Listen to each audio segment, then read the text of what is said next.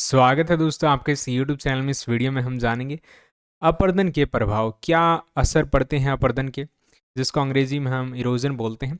यानी कि मिट्टी का कटाव होता है। एक तरह से एक ऐसी प्रक्रिया जो प्राकृतिक और मानवीय कारणों दोनों के कारण होती है। यह प्रक्रिया न केवल मिट्टी बल्कि पूरा जो पारिस्थितिकी तंत्र है, जो इकोसिस्टम चल रहा है, उसको प्रभावित करती है किसी न किसी तरह से। पहला यहाँ पर कृषि पर प्रभाव देखेंगे।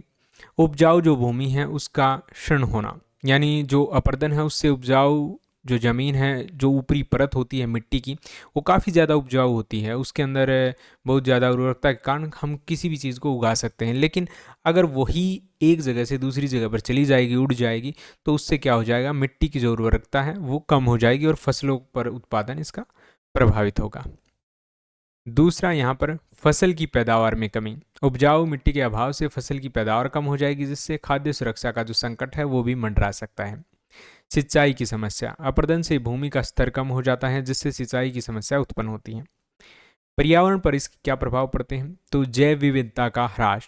अपर्दन से वनस्पति और जीव जंतुओं का निवास स्थान छिन जाएगा। जैसे जो जंगलों को हम काट रहे हैं, जिससे अपर्दन हो रहा है, उससे वहाँ पर रहने वाले जो जीव हैं वो चले जाएंगे, तो इससे जैव विविधता भी ज़्यादा प्रभावित होगी, वो विलुप्त भी हो सकते हैं।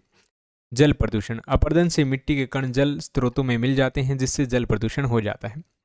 मरुस्थलीकरण। लगातार अपर्दन से जो भूमि मतलब उर्वरक थी, यानी कि जिसके अंदर अच्छी पैदावार होती थी, वो टाइम के साथ बंजर हो जाती है और मरुस्थल का रूप ले लेती है, जिससे मरुस्थलीकरण की समस्या उत्पन्न होती है। आर्थिक प्रभाव। आर्थिक काफ़ी ज़्यादा नुकसान होता है। कृषि उत्पादन में कमी से किसानों की जो आय है वो कम हो जाती है और देश की अर्थव्यवस्था को भी इससे नुकसान पहुंचता है। विकास कार्यों में भी बाधा आती है। अपर्दन से सड़कें, पुल और अन्य बुनियादी ढांचे क्षतिग्रस्त हो जाते हैं, जिससे विकास कार्यों में बाधा उत्पन्न होती है।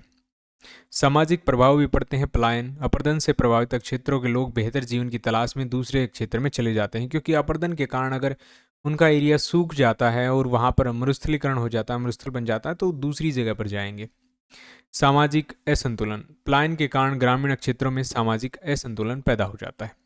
यही था दोस्तों इस वीडियो पसंद आए लाइक करें, शेयर करें, चैनल को सब्सक्राइब जरूर करें। Thanks for watching.